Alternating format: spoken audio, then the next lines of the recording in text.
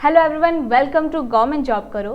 आज की वीडियो में हम लोग बात करेंगे कि PSPCL के द्वारा निकाली गई रेवेन्यू अकाउंटेंट और क्लर्क की पोस्ट के लिए अगर आप सिलेक्ट होते हो तो आपको क्या क्या बेनिफिट्स मिलते हैं।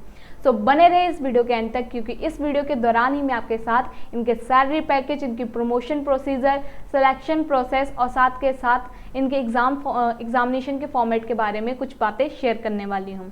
उससे पहले मैं आपके साथ शेयर करूंगी एक इम्पॉर्टेंट इन्फॉर्मेशन कि अगर आप तैयारी कर रहे हैं गवर्नमेंट एग्जाम्स के लिए तो हमारी वेबसाइट गवर्नमेंट जॉब करो, जिसका लिंक आपको नीचे डिस्क्रिप्शन बॉक्स में मिल जाएगा, वो लेकर आई है आपके लिए ऐसे कोर्सेज जिनकी मदद से आप अपनी तैयारी को कर सकते हो और ज़्यादा स्ट्रॉन्ग और साथ के साथ काफ़ी ईजिली अपने गवर्नमेंट एग्जाम्स को क्रैक कर सकते हो। जल्दी से जल्दी विजिट कीजिए हमारी ऑफिशियल वेबसाइट को और साथ के साथ एनरोल कीजिए कोर्सेज। अब बात करेंगे आज के बेनिफिट्स के बारे में कि रेवेन्यू अकाउंटेंट और साथ के साथ क्लर्क पोस्ट के लिए अगर आप सिलेक्ट किए जाते हो तो आपको क्या क्या बेनिफिट्स मिलते हैं। सबसे पहले हम लोग बात करेंगे रेवेन्यू अकाउंटेंट के बारे में।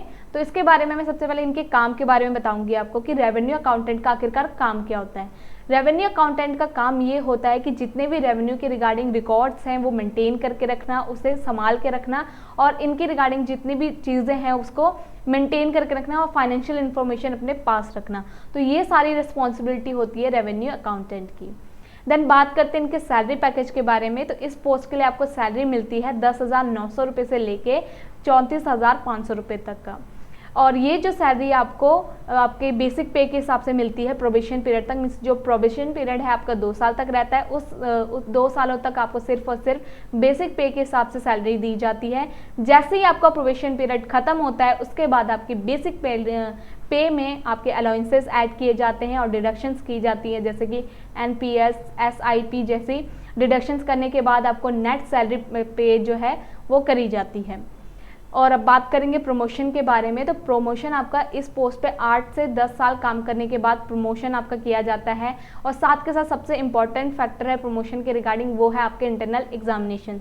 मीन्स कि कंपनी के अंदर, इंडस्ट्री के अंदर ही आपके जो है डिपार्टमेंट के अंदर आपके क्या लिए जाते हैं, इंटरनल एग्जामिनेशंस लिए जाते हैं, जिसमें अगर आप सिलेक्ट होते हो तभी आप अब नेक्स्ट फर्दर पोजिशन के लिए प्रमोट किए जाते हो।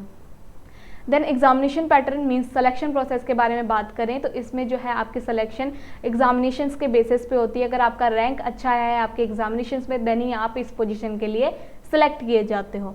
तो बेसिकली रेवेन्यू अकाउंटेंट की पोस्ट के लिए आपके सिर्फ और सिर्फ इस बार फेज़ 1 मीन्स एक एग्जाम्स लिए जाते हैं, मीन्स प्रीलिम्स एग्जामिनेशंस लिए जाते हैं, जिसमें आपको अलग अलग पोर्शन में अलग अलग पैटर्न के हिसाब से क्वेश्चंस पूछे जाते हैं।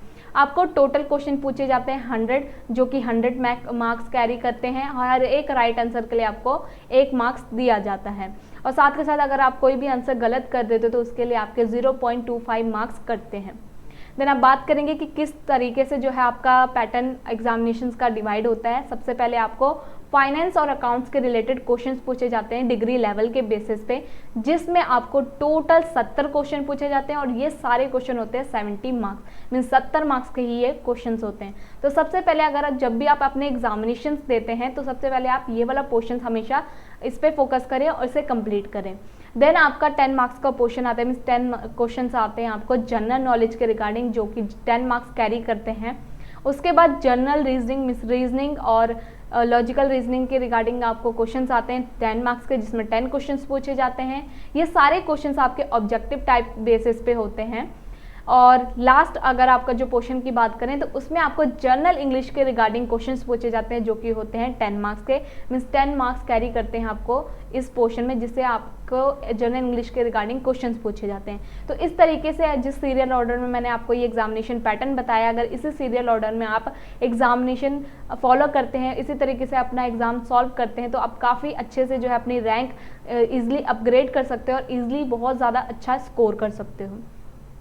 अब बात करेंगे क्लर्क पोस्ट के लिए। तो सबसे पहले मैं आपको ये बताऊंगी कि क्लर्क का काम क्या होता है। क्लर्क का काम ये होता है कि जितने भी क्लरिकल डाटा है, क्लरिकल जितनी काम है, एक्टिविटीज़ है, वो सारे इनकी रिस्पॉन्सिबिलिटी होती है जो संभालनी पड़ती है इन्हें।